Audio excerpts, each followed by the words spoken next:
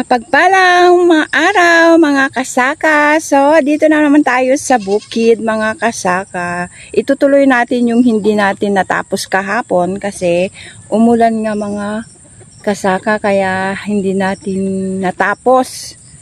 Paulit-ulit mga kasaka. Paulit-ulit ang ating ito yung ating view natin ngayon, ngayong umaga. Makulimli. Ayan. Yan ang ating yung aming asong makulit. So, pagpatuloy natin mga kasaka. So, doon tayo mag-umpisa yung hindi ko natapos kahapon. So, kunin ko lang ito, aking guantes, para maisama ko kayo sa aking paglilinis ngayong araw na ito. Ayan. Umpisahan natin ang araw na maging active ngayong umaga mga kasaka para hindi tayo tamarin maghapon kahit madaming gawain dito sa bukid. Opo mga kasaka, yan. So samahan nyo ako dito. Dito tayo. Saan ba?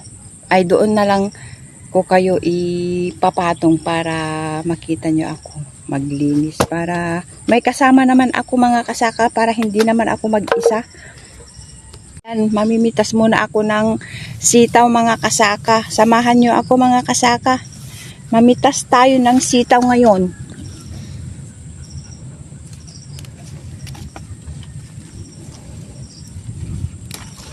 Kasi masyado na siyang malalaki.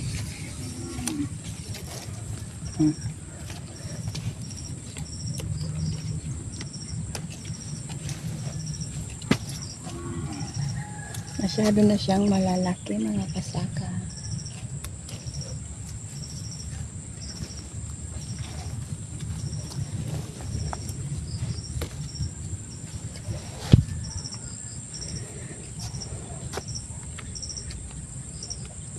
Iano ko kayo diyan. Diyan. Ayan, para makita nyo ako naninita.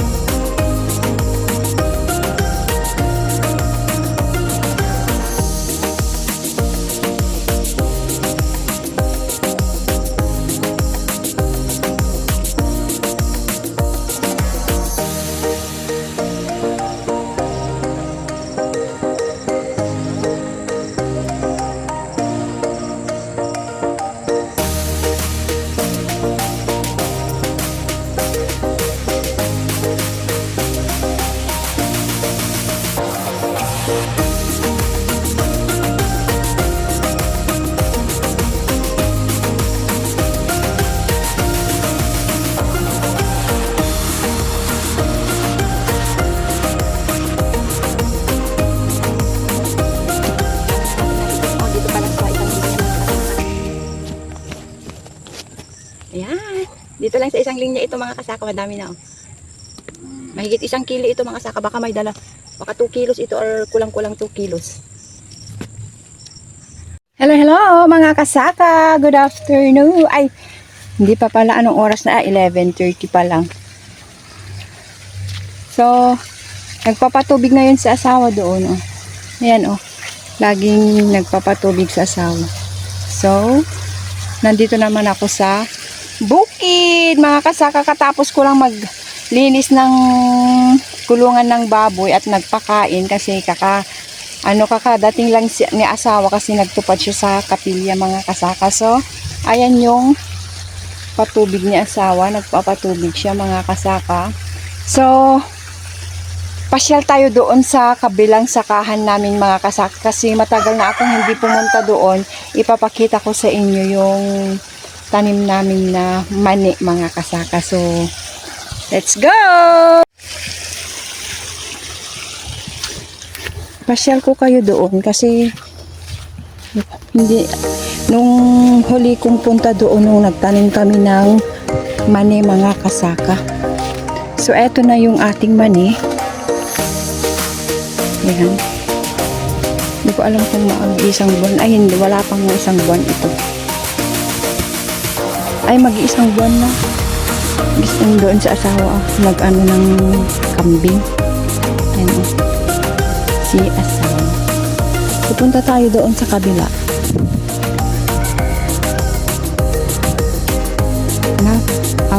Teka lang, ipakita ko lang yung view. View na naman. Baka sabihin nyo, lagi na namin nakikita yung view, lagi mo na lang pinapakita. Kita dyan. Ano na bayagya na paano? Ito? Bangir? Yan si asawa oh. Yan. So yung ating paligid ay green na green dahil nga dami nang nakatanig na mani. Pero pag walang tanim dito mga kasaka, pagkatapos ng harvest ng mani, napakadal mga kasaka. Oh, may tubig dito oh. May nagpapatubig sa kanal. Kita nyo ba doon yung kanal? So, tanim na balatong. Itong madaming nangamatay oh na mani. Bakit kaya?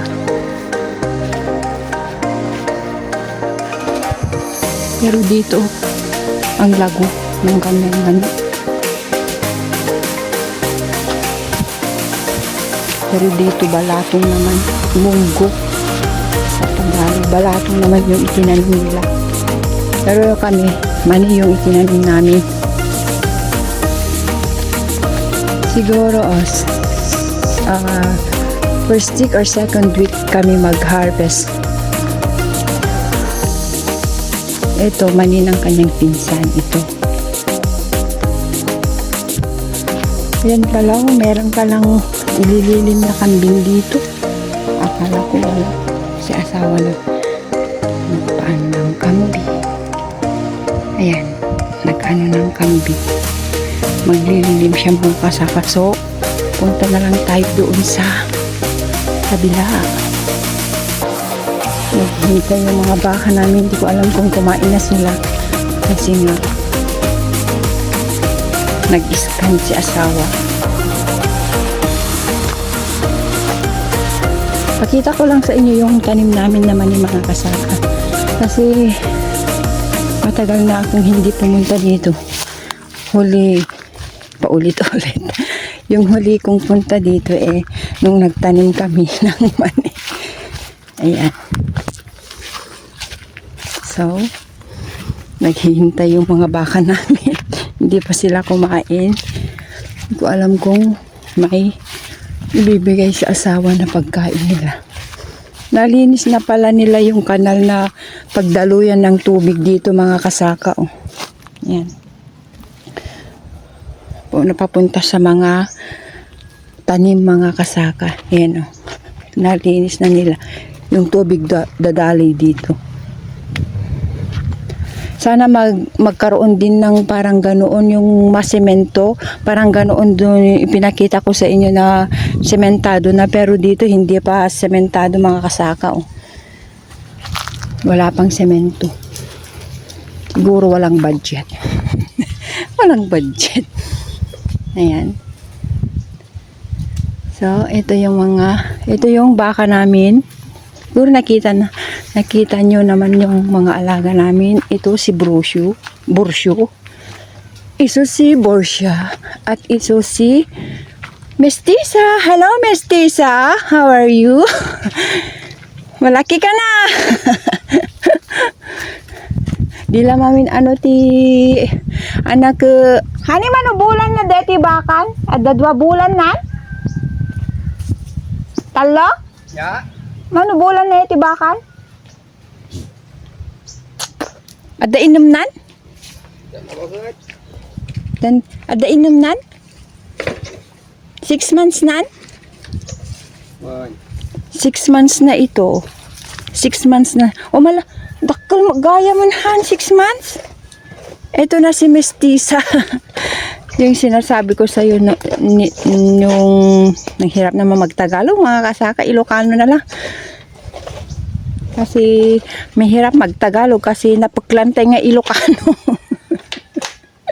Pwede ka boy? Nipakita lang iti mani. So, ang purpose natin kaya pumunta tayo dito dahil ipapakita ko sa inyo yung aming mani. Ito na. Hanggang doon mga kasaka. Oh, yan. Mani. Okay naman yung tubo niya mga kasaka. Tapos, hanggang doon sa puno na yon at saka sa 3 maliliit na ganyan. Yun yung tinamnan namin. So, yun lang mga kasaka. So, ito yung view natin pag malapitan. Yan, pag malapitan mga kasaka, mas maganda. Pag malapitan kaysa doon sa kabilang namin, sakahan namin. Ayan. Ganda ng weather ngayon mga kasaka. Nauna na si asawa. Iniwanan niya ako. So bye Borsia.